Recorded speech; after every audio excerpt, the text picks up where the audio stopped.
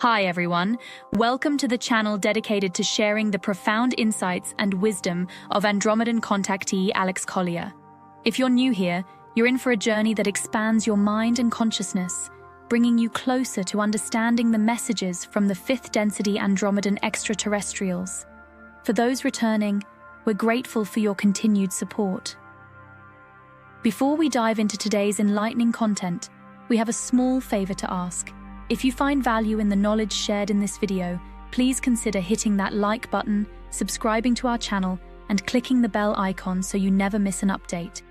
Your engagement helps us amplify Alex Collier's message, allowing us to reach a larger audience with these vital messages. We'd also love to hear from you, so please engage with the comments below. Whether it's a question, your thoughts, or even just an emoji for the sake of engagement, every comment counts. We read every single comment, and your feedback is incredibly valuable to us, as it all contributes to our mission of expanding this community. So please don't hesitate to leave your thoughts below. Additionally, if you'd like to support us further, consider giving a super thanks tip by clicking the heart with the $sign. This small gesture allows us to continue bringing you more of Alex's messages, unfiltered and directly from his lifelong experiences with the Andromedans. Today's video includes a compilation of several of the many important questions Alex Collier has received over the past few years, so please sit back, relax, and enjoy today's video.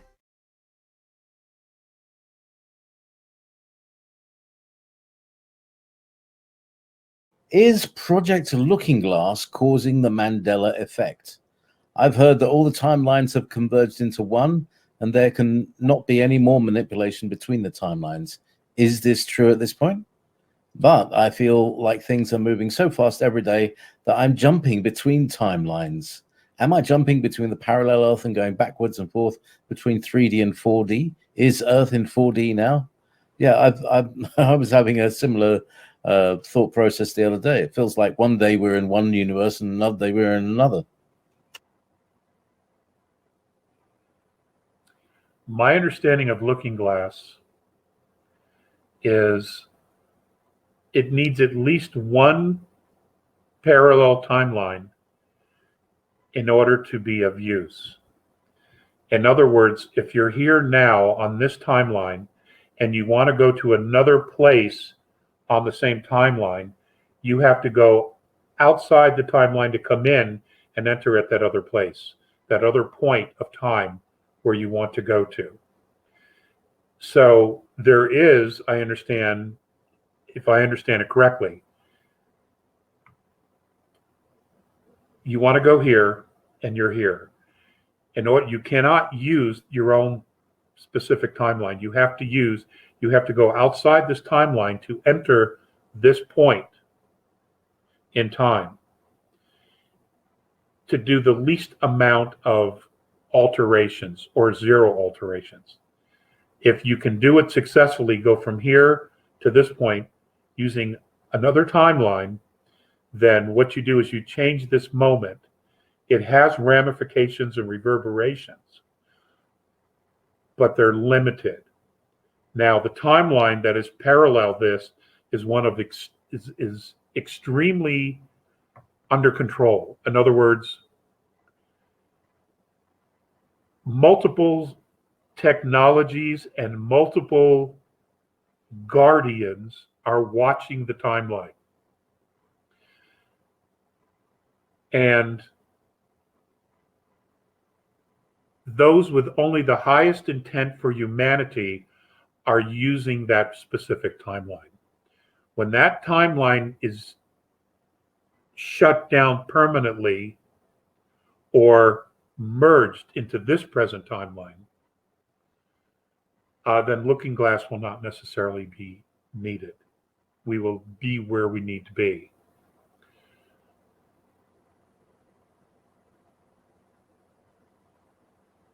What's important to understand is that Looking Glass, that specific technology, is really for humanity's use. In other words, we are heavily invested in the outcome of the highest good for humanity. That's why it's still being allowed to play, to be used, because it's being used for everyone's highest good. If it was not being used for that, the parallel timeline would have been shut down by the benevolence. They would have said, okay, you're done. But that's not what's being used. In other words, they're allowing us, humanity, humans, to be on point in correcting the path of the direction humanity needs to go. Because the more we're vested in it, the more we invest in the outcome, the stronger our intention and will is to see it through. Okay, it's one thing to know about, it's another one to actually do it ourselves. Because now you're empowered. Now you are empowered. I see somebody wrote here, oh Lord, the Pelosi quote. I've used that long before Pelosi ever said anything. You know, go back to the beginning webinars, okay? So, that's my understanding of Looking Glass. Are we moving into fourth? Yes. There are people who are jumping back and forth between the timelines. Many children are doing this as well, that are moving between in and out of the dimensions. Some are in two places at once in the same physical body.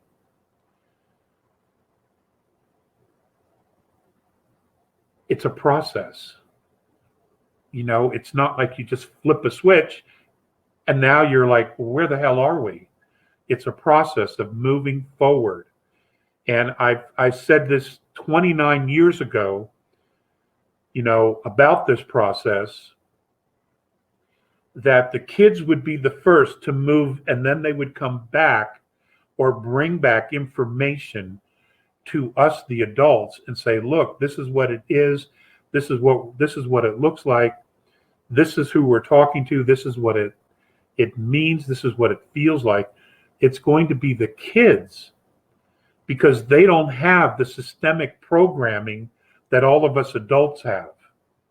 And I'm talking broadly.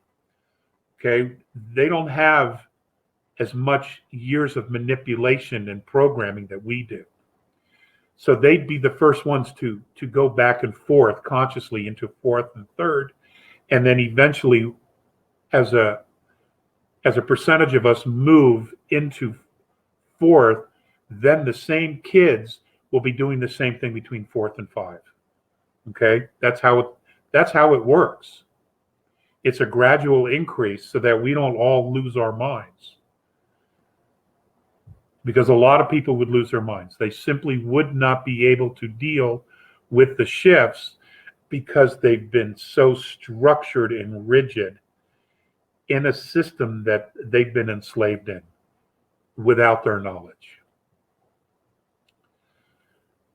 Part of moving into fourth and to fifth is teaching self-responsibility. Because what you intend manifests quicker. So you got to have your shit together. Okay? And it's even quicker and more extreme in fifth density. So it's a process of learning, control, exercising intent, and learning self-responsibility. Fully understanding the concept that what you create, you are in fact responsible for. There are no victims. There are no victims. So, that's what I know.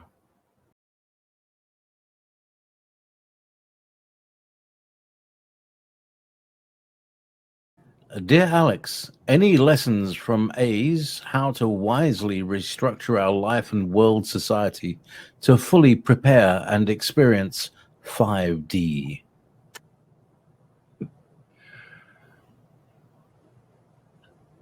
We have to get out of third into fourth first. And you know, you don't put the cart before the horse. We fully have to come to an understanding about what third density's been about and what it actually is, and how we have been interacting with it as we move into fourth. And then we have to learn to adjust to fourth and all of the changes that that's going to bring to not only the psychological profile of humanity and the individual, but also the soul essence, because as you move up in frequency, you draw more of your soul, your higher self, your isness to you. That there's going to be an adjustment there when we come to the realization that, oh my God, I am a part of God. I am an eternal essence.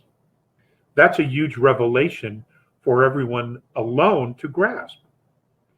And then the ability to create and manifest in fourth density. And how quickly that happens.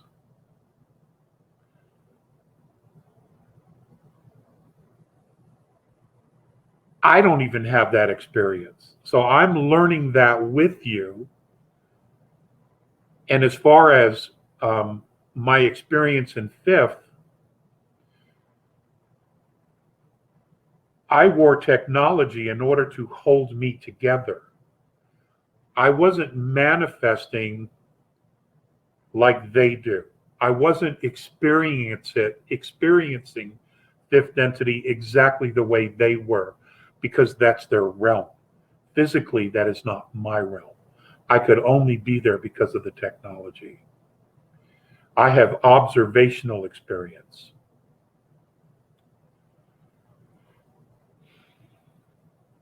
I have some limited physical experience, such as being able to alter my quarters, the dimensions and room of my quarters where I stayed on the ship, and the tasting of the tablets, the nourishment that they would use. Only once, but I did have that experience. Interacting with them and their children. Well, I say children, they were little, but they were probably all older than me because of their lifespan. But I can't tell you that answer because I don't know it specifically. And what we're going through now from third into fourth, I'm experiencing for the first time, just like the rest of you. And it was designed that way. It was all done purposely, so that we all collectively go together, or at least as many of us that choose that intent.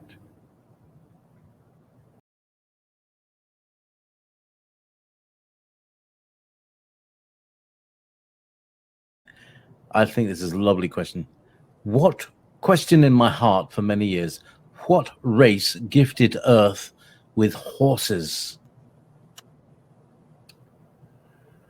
Wow. I don't know that answer. I do not know that answer.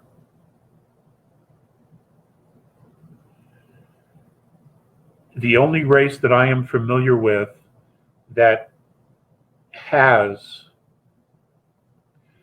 a horse-like creature and that is used in an everyday way in their civilization is a group from Arcturus.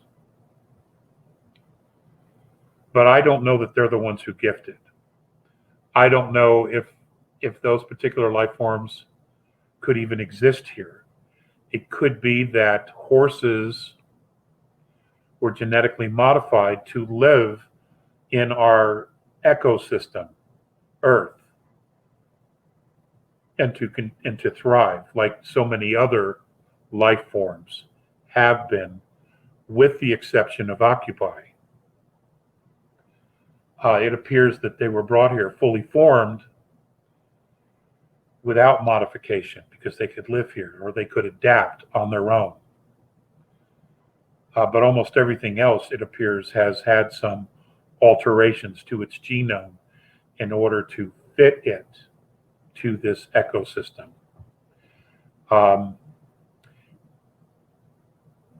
If I were to guess off the top of my head, I would say don't be surprised if it's the Nibiru that gave us that, because they were also the ones who give us sheep and cows, and taught us husbandry and agriculture. So that would be at the top of my list as to maybe where horses came from and other livestock or animals of nature, like elk, etc. So we'll see. I mean, it could be that some of these things were created in Lemuria, some of these livestock, these animals, in Atlantis, and they were transported to other parts of the planet. Anything's possible. I don't specifically have that information, that knowledge. But we can't rule out Atlantis, Lemuria, the Nibiru.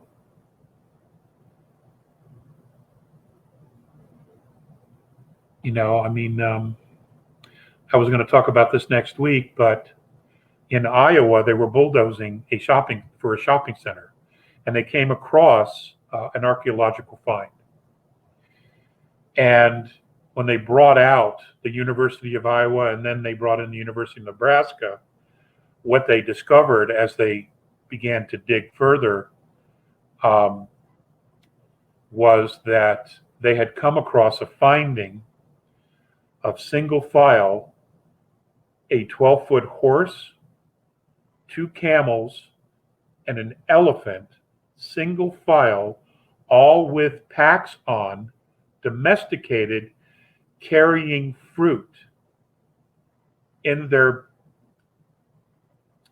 baskets. And this is actually in the book called Pole Shift, this particular find. They dismiss it because it doesn't fit the narrative. What they do is they do all the work and then they bury the story. And they dated the find around, I think, 12,000 years, 10,000 to 12,000 years, which puts it around the time of the pole shift, the last pole shift. Now, what you could also read into that is, okay, if that was in fact the last pole shift, then if the dwarf star's passing is every 36 to 4,000 years, then we were on the other side of the sun when it passed and we weren't dramatically affected by it, which should give you all some perspective, and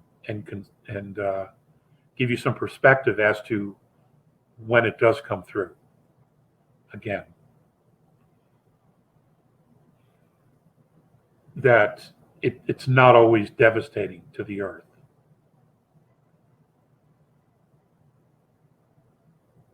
So, you know, there's still plenty of mysteries to uncover here on Earth. So it's interesting. It's really, really interesting.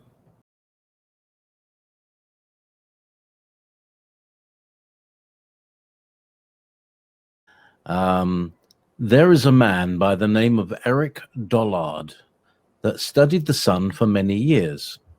He came to the conclusion that the sun is hollow and takes its energy from another dimension, or what he calls counter space.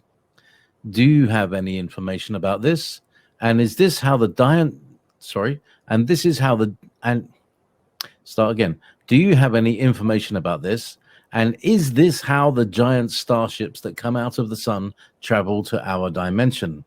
I remember many webinars ago, you spoke about how the powers that be rushed to redirect all the telescopes that were aimed at the sun. Yes, and I have shared the information at least 25 years ago that the sun was in fact hollow and that the energy from the sun was coming from a higher dimensional realm. I've already shared that, and I'm glad that now that there's some science to back all that up. I've also shared all those years ago that if the A's are here or another star nation is here, and they then need to communicate with their home star system and or dimension, they could send a signal to the sun, and from there, the message, the frequency would go directly to where it needed to go, because the stars are all interconnected. We don't see that, but in fact they are. They're all interconnected. So when you're teleporting, you can use a star. If you want to go from here to Antares or to Altar, you can use a star to do it, because it's almost instant, because they're all interconnected to each other. You just have to know the course by frequency, because each star has its own frequency. So as long as you know that frequency and you have your frequency map, you can send a beam, a communication into our sun, and it will find by frequency the star that matches it, and it will direct that information directly to that star. It's the same with a starship. You can exactly do the same thing as well. Nature abhors a vacuum. That's why everything is connected.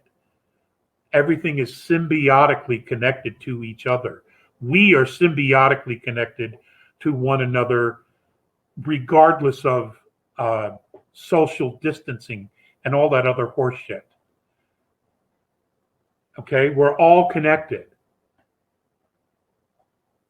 All life is connected. All consciousness is connected to everything.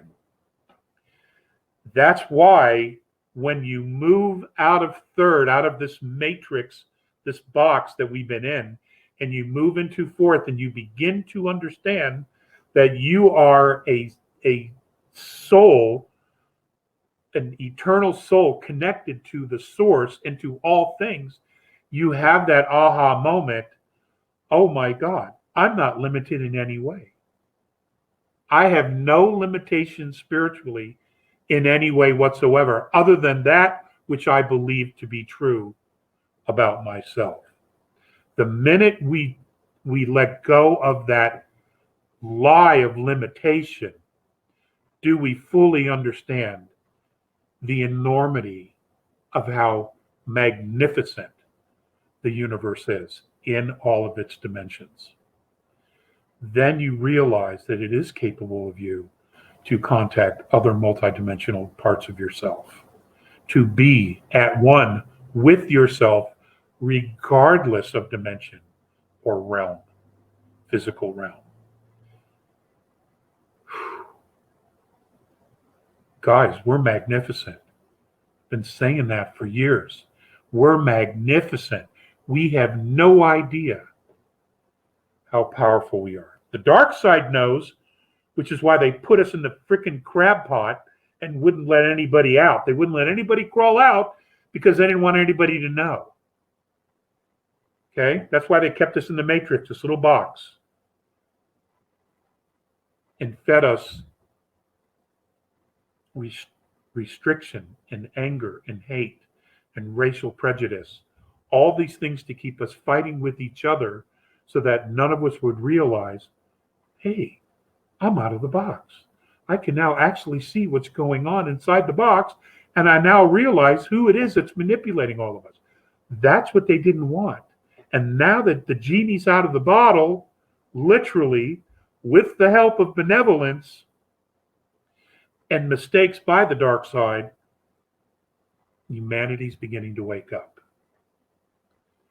And yes, the sun is huge. All the stars are amazing. And when a star implodes and creates a black hole, Well, what happens? The energy is drawn into the black hole and goes somewhere else. Okay, whatever collective of souls that is that generated that physicality, they're now going somewhere else. The physicality is pulverized and released back into the universe. But consciousness, the memory of those souls that leave stays here. It comes back out in the form of energy. So knowledge is never lost, ever, and neither is energy. So quasars, they're like a GPS system. They're like a GPS system that were built and put in place by the founders. I'll let you sit with that, and then we'll talk about it at a later date. Okay. There are some black holes that pulverize just the material, okay, and take it out. And then the energy, the souls, the consciousness comes back and begins another cycle somewhere else. Understand that black holes can also be used to take you to another higher dimension. So we really know next to nothing about black holes and how they work. We actually don't know a whole lot about how the universe itself works, especially with the dimensions and the barriers of the dimensions and how they work, how things pass through and how things don't. But we're going to be brought up to speed here relatively quickly. In 150 years or so, our humanity, Terrans, we're going to be up to speed. Earth years. Now, as we move into fourth, I don't know if we're going to be counting years exactly the same. I don't know, but based on the system we use today, in approximately 150 years or so, we'll be fully up to speed. We will understand a great deal about the mechanics on how the universe works and the reality of the soul, soul evolution, soul migration, etc., and the entire reincarnational cycle. It's an amazing time, guys. It's an absolutely amazing time to be alive and to understand who and what we are, the journey we're all on together. I confess, there are times I myself have a really hard time here.